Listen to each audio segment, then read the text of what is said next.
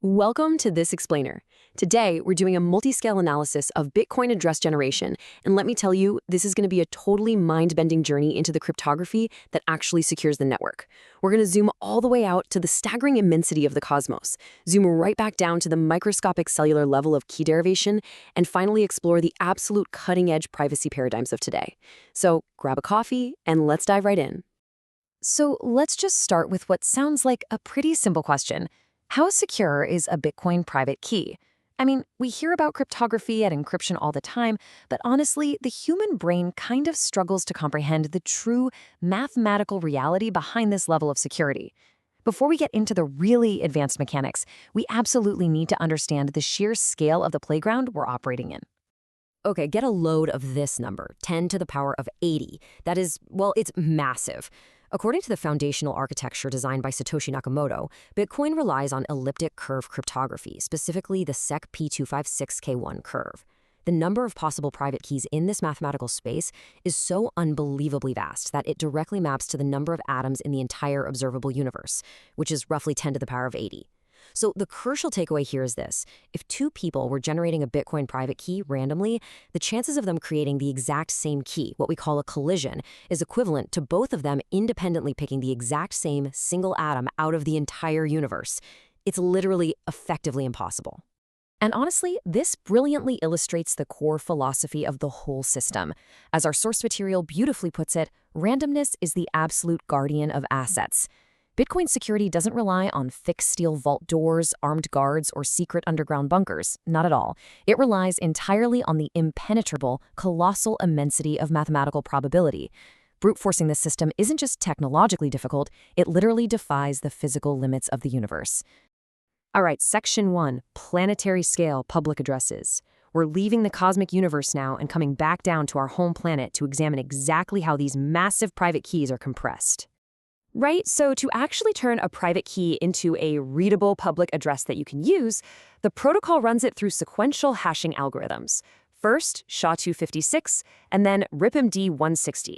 This crushes the original data down into a 160-bit format. But get this, even after this massive compression, the total number of theoretical public addresses is still roughly 1.46 times 10 to the power of 48. What's really fascinating here is the planetary scale of that compression. That number, 10 to the 48th power, is mathematically equivalent to just over 1.1% of all the atoms that make up planet Earth. So yeah, while it's definitely smaller than the observable universe, this planetary scale number still offers this colossal, unbreakable security margin against random brute force collisions.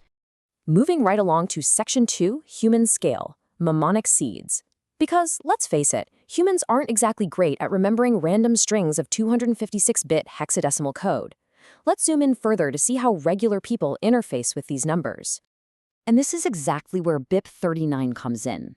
Dealing with raw hexadecimal code is super prone to human error, and just a single typo could mean losing your assets forever. BIP39 is the standard that fixes this. It encodes that massive cryptographic entropy into a really simple human-readable sequence of 12 to 24 words, drawn from a standardized dictionary of 2048 terms. Let's break down how this magic actually happens, because it's super cool. First, the wallet generates raw entropy, basically pure randomness. Next, it calculates a checksum to automatically catch any transcription errors if you happen to write it down wrong. Then, since the dictionary has exactly 2048 words, each word maps perfectly to an 11-bit chunk of that data. Finally, it uses a process called PBKDF2 key stretching. This runs the phrase through 2048 rounds of hashing to transform your simple words back into an incredibly secure 512-bit binary seed. This rigorous mathematical protocol perfectly preserves universe-level security, but in a format your brain can actually handle.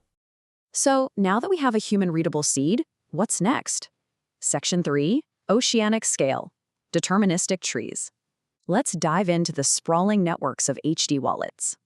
Back in the day, early Bitcoin users actually had to back up their wallet after every single transaction because new keys were constantly being generated. Sounds like a total nightmare, right? Well, BIP32 and BIP44 completely changed the game. These standards take your single master seed and use it to structure a deterministic tree of parent and child keys. You back up the root exactly once, and boom, you can generate an infinite number of addresses perfectly from that single starting point. Under the BIP44 standard, this tree is organized into 5 distinct hierarchical levels: purpose, coin type, account, change, and address index. If you calculate the total number of complete logical branches this tree can deploy simultaneously, you get a number around 1.82 times 10 to the 47th power. To put that into perspective for you, that is comparable to the number of individual drops of water in all of Earth's oceans. And if we zoom in all the way to the cellular level, looking at just one specific non-hardened account in that vast ocean, by merely changing the final address index, that single account can still generate over 4 billion unique receiving addresses. It's an architecture of immense depth and utility. But here is where the story takes a really fascinating turn. Section 4, the advanced paradigm, BKDS. Because despite their massive scale, legacy systems do have structural flaws. Look, BIP32 was totally revolutionary, but it requires exposing a global chain code, which is a public master key, if you want third parties to audit or derive addresses for you. This creates a severe privacy leak, allowing blockchain observers to correlate all your data. Plus, if an attacker gets their hands on a non-hardened child private key and that chain code, they can mathematically reverse engineer your master private key and literally drain everything. BKDS, on the other hand, steps in to offer hermetic privacy and completely infinite derivation using arbitrary text strings instead of rigid numbers. So how exactly does BKDS, officially known as the BitcoinSV Key Derivation Scheme, actually achieve this? Well, it completely removes the need for exposed global chain codes. Instead, it relies on ECDH, Elliptic Curve Diffie-Hellman, shared secrets. This allows 2 completely distinct identities to dynamically and privately generate unique keys for each other without ever sharing their actual private data. The cryptography going on here is just so elegant. Step 1, Alice and Bob compute an ECDH shared secret that literally only the 2 of them can know. Step 2, they generate a cryptographic hash, an HMAC, combining that secret with a simple message like an invoice number. Step 3, they derive a unique child key using a specific mathematical boundary known as modulo n. Because this whole process relies on that invisible shared secret, an external attacker who compromises a child key learns absolutely nothing about the master key. It completely neutralizes that parent key vulnerability. This represents a massive, game-changing technological leap. Where BIP32 is limited to a strict 32-bit branch limit, BKDS allows for infinite string-based derivation. Where BIP32 is correlatable on-chain, BKDS is completely hermetic, meaning child keys look perfectly random to anyone outside the transaction, and that fatal parent key risk we talked about, completely eliminated. BKDS effectively creates an isolated, perfectly secure universe for every single pair of interacting users. But you might be thinking, what about compliance? Businesses still need to be audited, right? BKDS handles this seamlessly through extensions like BRC69 and BRC94. If a business gets audited, they don't just hand over their master key anymore. Under Method 1, they can reveal the root secret specifically shared with one particular supplier, allowing the auditor to see only that relationship. Under Method 2, they can reveal a single invoice key for a highly targeted audit. And with BRC94, they can even use zero-knowledge proofs to mathematically prove compliance without leaking a single piece of their financial history to the public blockchain. We've journeyed all the way from the observable universe down to the hermetic privacy of dynamic key derivation.